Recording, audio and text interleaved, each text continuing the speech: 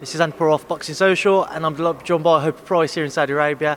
Hopey, a successful performance and a win last night to make it 2-0 in the paid ranks. Talking about your victory. Well, first of all, it was just unbelievable just to get out on this sort of show to box. Like I said, I was a live float, so I didn't know if I was boxing or not. So I warmed up once, take your gloves back off. I said, you're going to be on if Hrgovic and Molina. I had two fights had to get stopped. So first, when Majidov won, they said, right, if Hrgovic goes, you're in. So luckily Hrgovic stopped and I was in. So yeah, like you say, I just never really had time to get nervous. Just walked to the ring and just all concentrated on the job ahead really, and just listened to my coach, what he had to say, and just done what I had to do. Really took my time, and I knew the stoppage was going to come. I could feel after the first, like, probably 30 seconds. If I wanted to rush and take him out, I know I could have done, but I just thought I'm going to take my time, and I'm working on, like you say, for the longer distance, just breaking fighters down. So if that was an 8-round fight, like you say, I broke him down in 3. Just a few people around us were kind of suggesting the ref might have stepped in a little early. Your thoughts? Do you agree with that?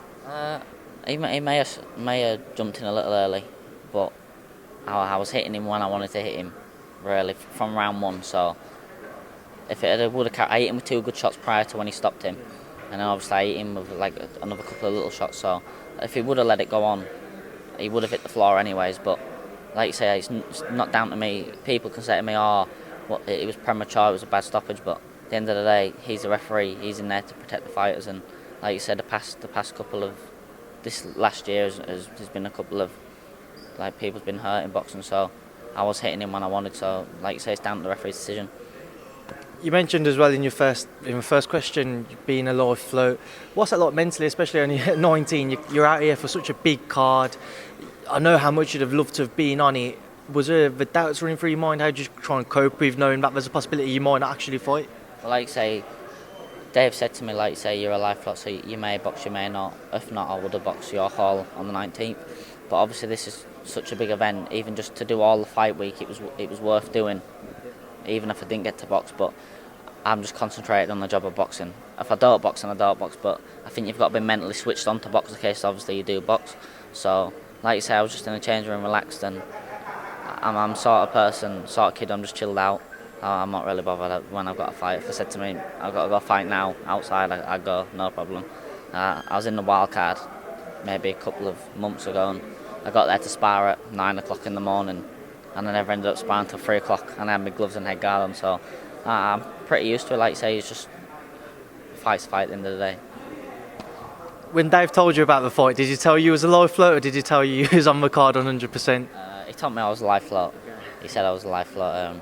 Obviously, like you say, just for me to be a live float is a big thing anyways, because it was mostly just a heavyweight card. So when he rung up and said, "Oh, we need 1 or 2 live floats," I said, "Yeah, no problem," because not many people get this opportunity. Never mind at my age and the amount of fights I've had. So I'm very thankful to Sky and obviously Eddie and Dave and Matchroom for the opportunity.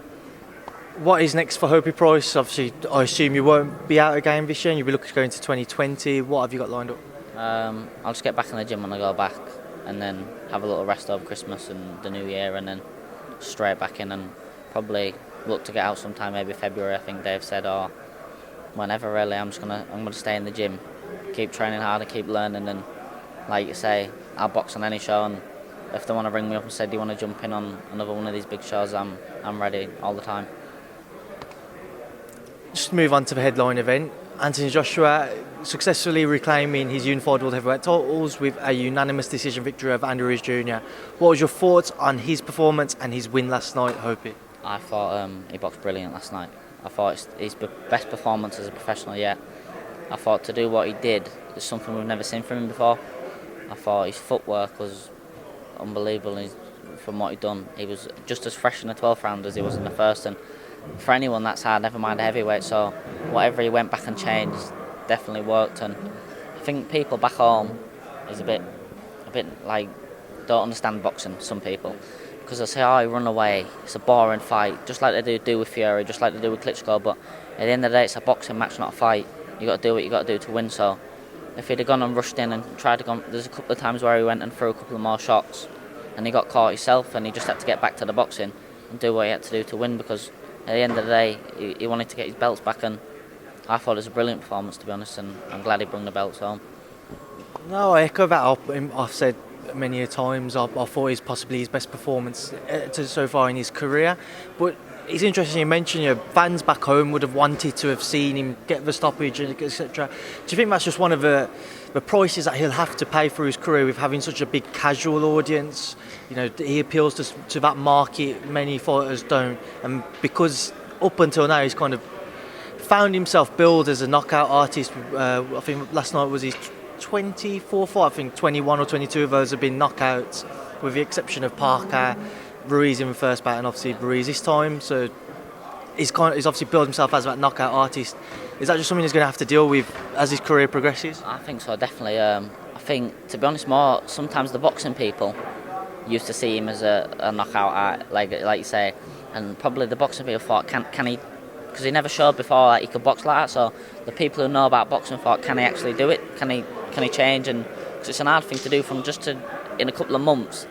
We've never seen that from before. For him to be able to do it and move like he did, was great. So I think it's going to flip. The casual audience is going to say, "Oh, like you say, it's boring or whatever." But I think the boxing people's going to probably rate him more now because of what he's done. So I think, like you say, he's that big that he's always going to get critics. I think everyone's always going to get critics, but you can't knock him for what he's done. The amount of fights he's had, and like you say, someone like me, I'm only 19, but I've been boxing since being a little boy or baby, so I've got a lot of experience. He only started when he was my age, so for me to think he only started when he was 18 years of age, for what he's done, Olympic gold medalist and 2-time heavyweight champion, it's just unbelievable. Well, Hopey, we will leave it there, because I know that you probably want to go and shoot off and get some food in you now. You're out of camp and you're tired as well. But I appreciate your time. Thankful once again for you to speak to me this week. Have a safe flight back, and I'll catch up with you, UK. Thanks for speaking to myself on Boxing Social. Thank you very much, and safe flight back to you as well.